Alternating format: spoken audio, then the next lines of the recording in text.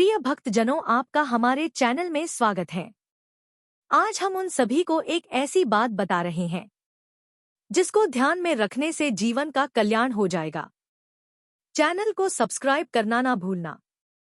कौन से स्त्री के घर में संतान सुख नहीं होता, पुत्र नहीं होता, कई बार आपने सुना होगा। जिनके यहाँ बालक नहीं होते या फिर केवल बेटी होती बेटा नहीं होता तो लोग ताना मारते हैं, अरे बहू के यहाँ बेटा नहीं, पुत्र नहीं, कन्हैया का जन्म नहीं हुआ। ऐसी बातें बहुत बार आपने सुनने को मिला होगा।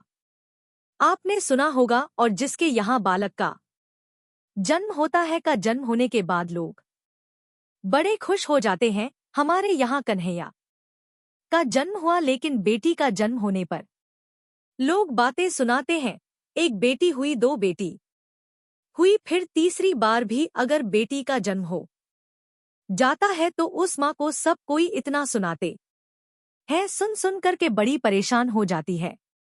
आप जानते हैं कौन से घर में पुत्र का जन्म नहीं होता? देखिए, संतान प्राप्त हो जाना, बालक होना, बालिका होना किसी स्त्री के हाथ का काम नहीं। इसलिए किसी के घर में केवल बेटी है, बेटा नहीं है, तो ऐसे परिस्थिति में उस नारी को ताना नहीं मारना चाहिए, कुछ भी नहीं सुनाना चाहिए। कहा जाता है बेटा भाग्य से मिलता है। चैनल को सब्सक्राइब करना ना भूलना। और बेटियां तो सौभाग्य से मिलती है, भाग्यशाली होते हैं वो माता पिता जिनके घर में बेटा जन्म लेता है, और परम सौभाग्यशाली होते हैं वह माता पिता जिनके यहाँ बेटियां जन्म लेती है। बेटी एक कुल को नहीं, दो कुल को तारती है, बेटियां घर को रोशन करती है। आपने देखा होगा अगर किसी के घर में 4 बेटे हैं, बेटियां नहीं हैं, तो घर बड़ा बेकार लगता है। जिनके यहाँ बेटी ना हो वो घर बड़ा सुना सुना बेकार लग है। बेटी तो ऐसी होती है, माता पिता के हर काम में हाथ बटा है। पिता के दर्द को बेटियां समझती है, माँ के दुख को बेटियां समझती हैं। घर के पूरे काम बेटियां करते हैं, माता पिता की सेवा बेटियां करती है। अगर बेटा कभी माता पिता का सेवा ना करे तो बेटियां कहती है ऐसा नियम अगर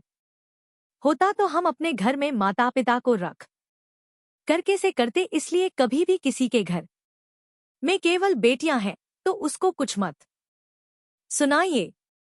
चैनल को सब्सक्राइब करना ना भूलना। वो एक नारी अपने घर में बेटियां नहीं, बेटा नहीं है, इस बात से दुखी होती है, लेकिन लोग आकर उसको ताना मारते हैं, सुनाते, अरे बेटा नहीं हुआ, बेटा नहीं हुआ, तो ऐसा मत सुनाइए। बेटियां अगर हो तो भी जाकर के बधाई दीजिएगा।